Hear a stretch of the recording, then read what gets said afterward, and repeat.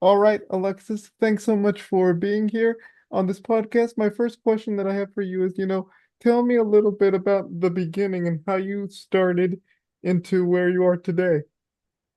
Well, thanks for having me on, Laszlo. I'm happy to be here. My name is Alexis Mercedes Rinck. And like for many people, I think our stories, our personal stories, our family lives are deeply political.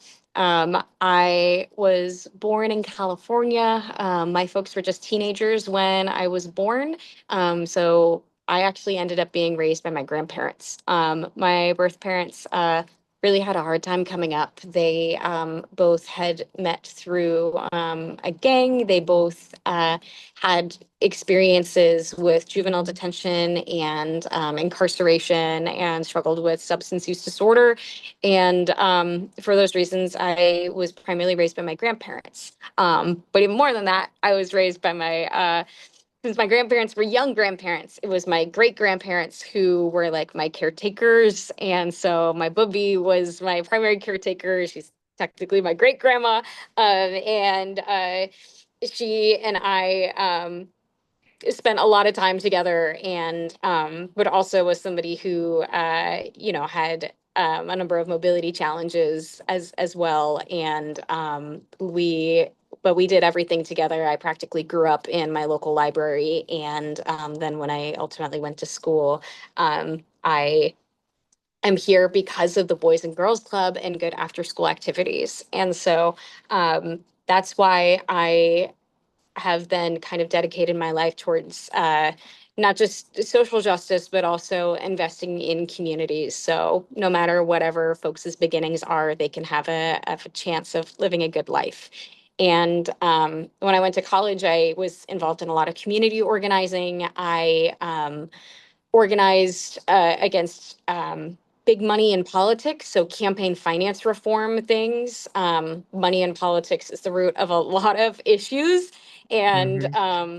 working towards that, but then also connecting how money in politics is tied in with prison reform and then police accountability issues and looking also at, reproductive health care access, working on addressing homelessness. I was a part of an effort to successfully ban hydrofracking in New York State, actually. So some good climate action work. Indigenous land sovereignty work, so like work alongside and in solidarity with Standing Rock, and then ultimately came out this way to Seattle to go to grad school, where I went to the Evans School of Public Policy and then did a lot of work working in cities around Seattle and just our region. And so did a lot of work in grad school and ultimately worked with the city of Lakewood and then with the Sound Cities Association, working with elected officials and cities around our region, 38 cities, on health and human services. So during much of the pandemic, I was working on human services responses to the pandemic, and then working on homelessness, and then ultimately jumping in to run for office. So it's been quite a journey, but I always start at the beginning because I do think the personal is political. And I've really dedicated my life towards wanting to make sure that every single person is granted dignity and we're investing back into communities so everyone has a good shot at a good life. Hmm. So the reason you got in politics was that due to the community organizing and stuff that you did, or was there something more to it than that? Yeah, certainly. It's so many little things that kind of bubbled up. So, like from my beginnings in my life story, all the community organizing work I had been involved in. But, the broader context of when I ultimately entered the race, we were coming in hot after the 2023 election, wherein we saw big business put a lot of money into local races. And then the appointment of the person that was holding this position before I ran against them and won, they had been selected because of a now infamous email from a downtown lobbyist who was saying, the donors deserve to choose who gets this appointment. And I just fundamentally disagree that the ultra wealthy should decide who represents us. That is the matter, like the people should decide.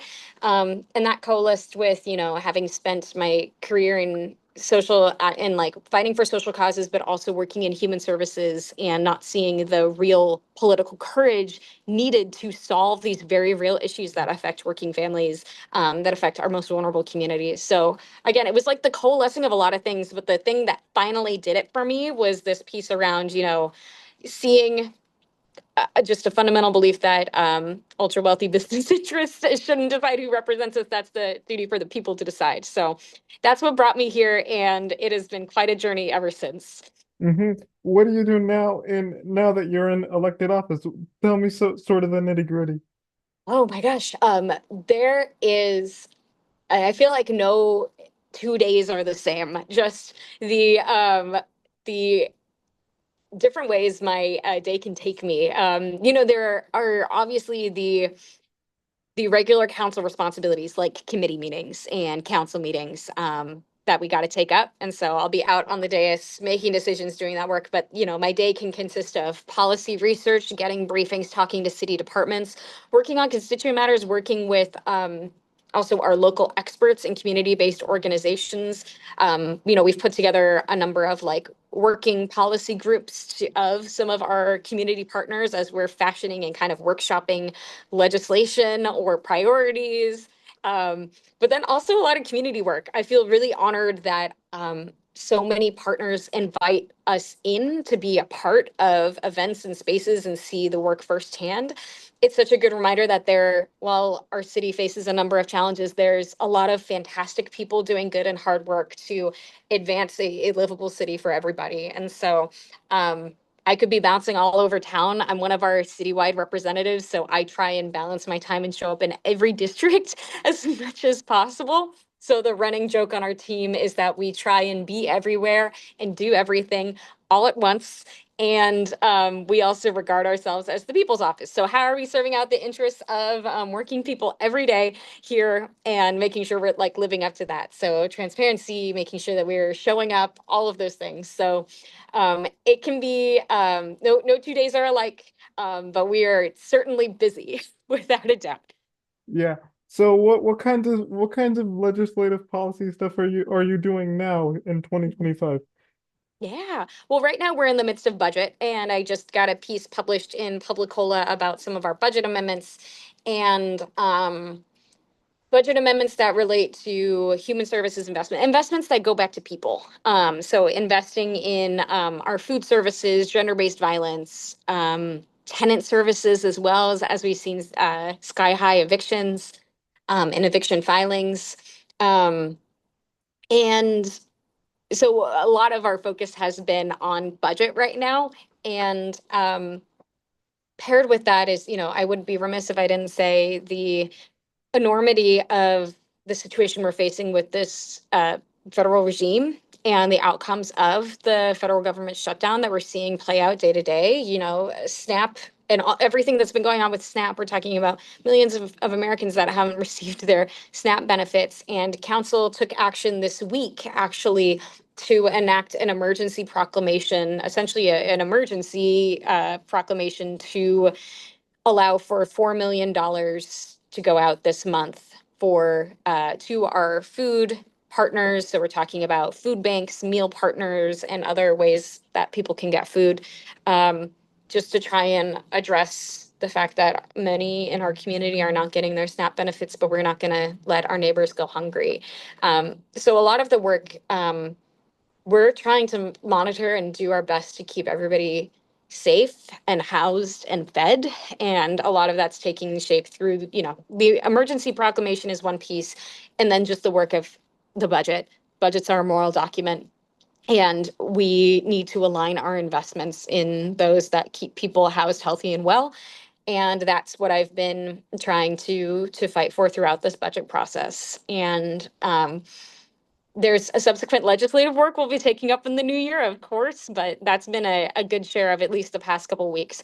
Now, when we enter into the new year, I'll be excited to push on more the Better Bus Lanes campaign that my office announced a couple weeks ago to try and improve frequency and reliability and access for our three busiest bus routes. And So we'll be moving on that work in the new year, as well as a lot of other things as it relates to balancing our tax code and taking care of our neighbors.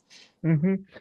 Now I have this next question that has come up a lot recently. When sort of thinking about policy ideas or policy issues, how do you make sure that you get the constituents in mind that you're sort of that because oftentimes there's policies that are created, but people are like, I don't really feel sort of the impact in my community. I don't feel like I'm better off, you know what I mean? But so how do you sort of square that? Yeah, yeah. I mean, I think a couple of things here. One being, whenever we're crafting policy, we need to be centering those who are going to be most impacted by that given policy. I think of that as it relates to the homelessness space. I think of that as it relates also to the housing space, because we need a broader array of housing options for different folks, community members' needs. So I think a good example of this is like with the comprehensive plan, which, as a quick explainer, the comprehensive plan that we worked on as council over the past couple weeks. This is a 20-year vision for how we manage growth as a city. Essentially, where are we going to build housing and manage like our growing population? We should really celebrate that so many people want to come and live here, and that has created a housing shortage, and with a shortage has, skyrocket housing costs. And so being able to build more housing, create more affordable housing and social housing opportunities will be really important.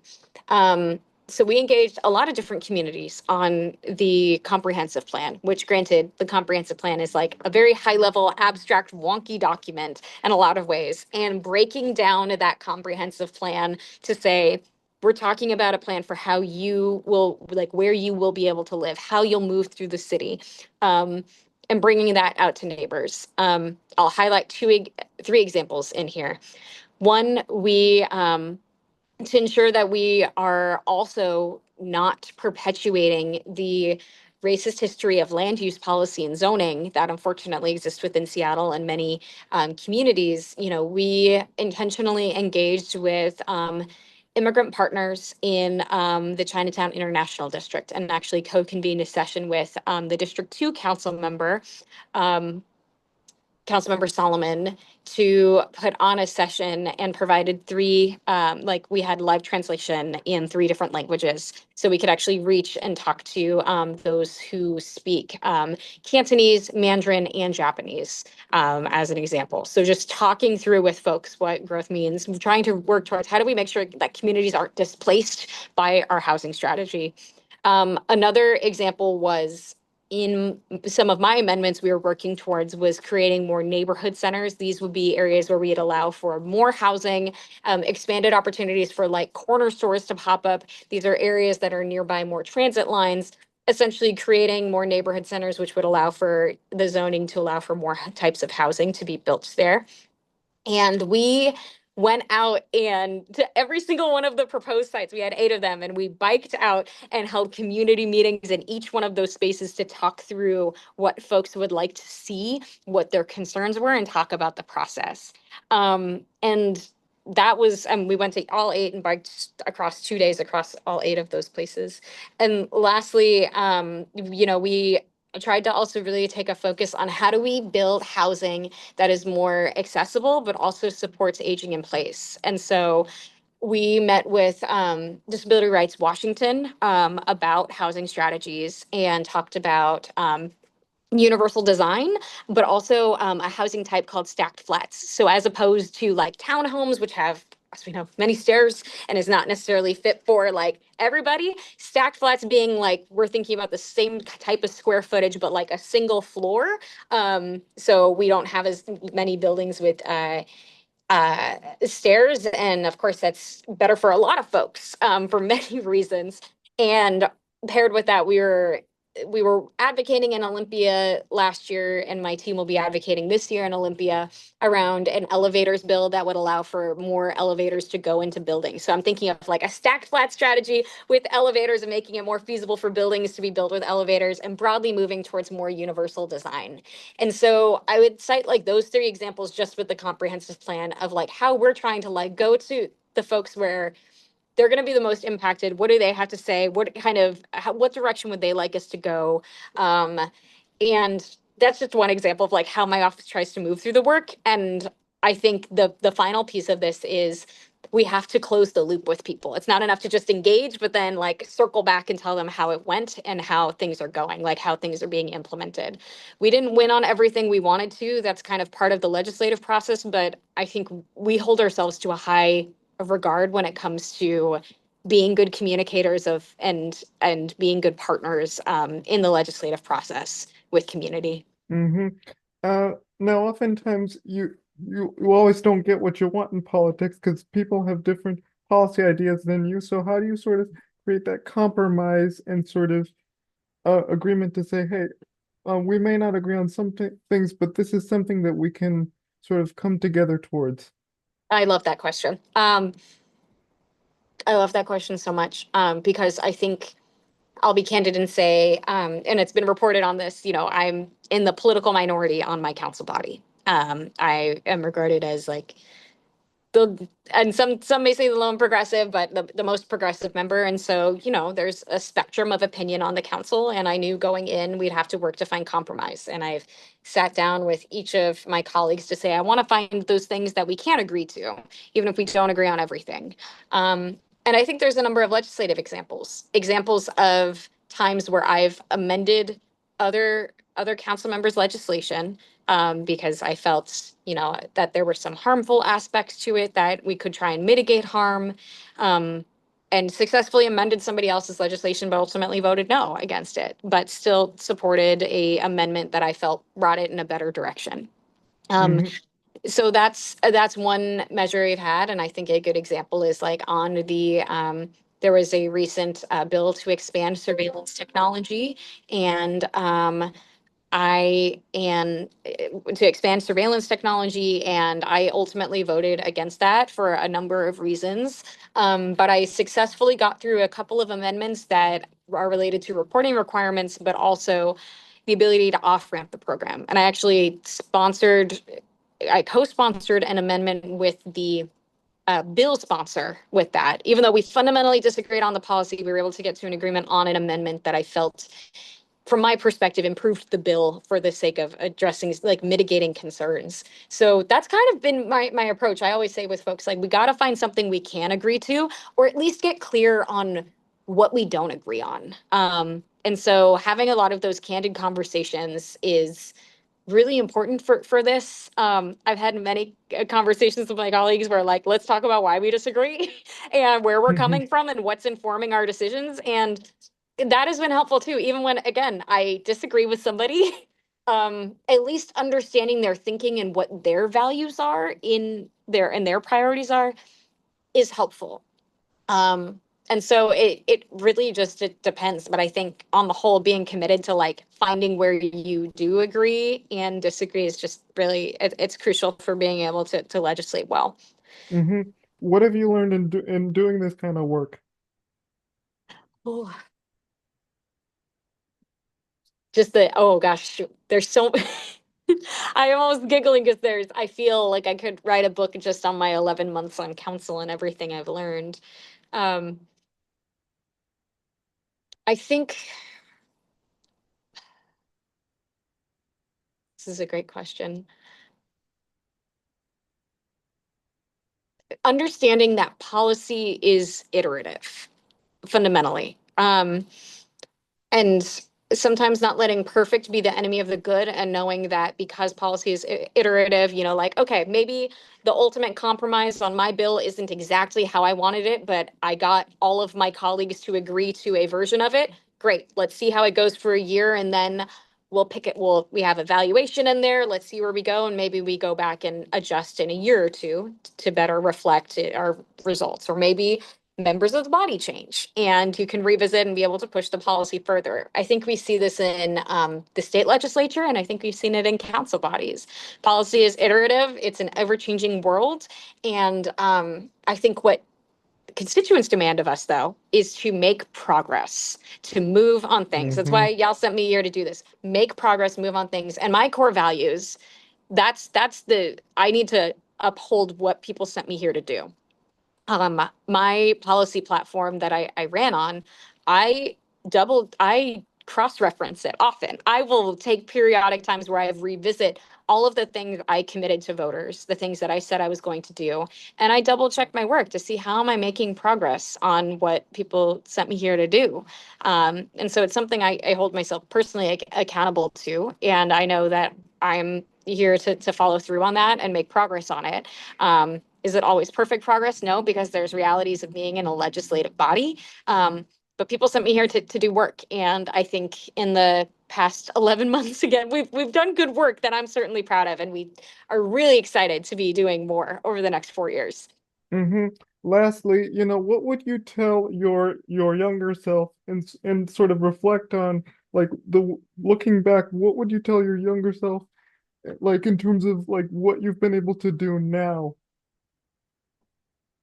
Are you trying to make me cry? No, I'm not trying to make you cry. I'm just trying to make you reflect. Thank you. Um, oh, um, I'm getting a little emotional because as I don't know when you're planning to post this, but election night was this week, and two Yes. two little girls, maybe like 10 years old, came up to me and asked for an autograph and if I could write a note to them, and it made me really emotional because it made me realize I'm like, oh my gosh, I am that role model to young girls who want to change the world. And I think about how badly I wanted to like change the world and fight for people when I was their age. And so um, I think this like underlying message of like, you uh, like do not let the world make you like hard. You can change people's lives, and you can, if you believe in yourself and hold true to your values, you can do remarkable things. And it will not always be easy, but by gosh, it is so worth it. And so do not, I would, I guess my final note is hope is a discipline, and keeping your, and sometimes pessimism is a luxury you can't afford. So really cultivating your hope and your belief in yourself to like do good work for people is the thing I'd pass along to younger me, and what I tell anybody. We need hope to weather everything that we're against, and we need good people and leaders who care about honoring everyone's dignity. And so that's my like off the cuff little teary moment for you. I'm just very reflective and grateful this week of everything my team has been able to accomplish, and I'm hopeful for the next generation and what they can do and what kind of example we can provide. Yeah. All righty.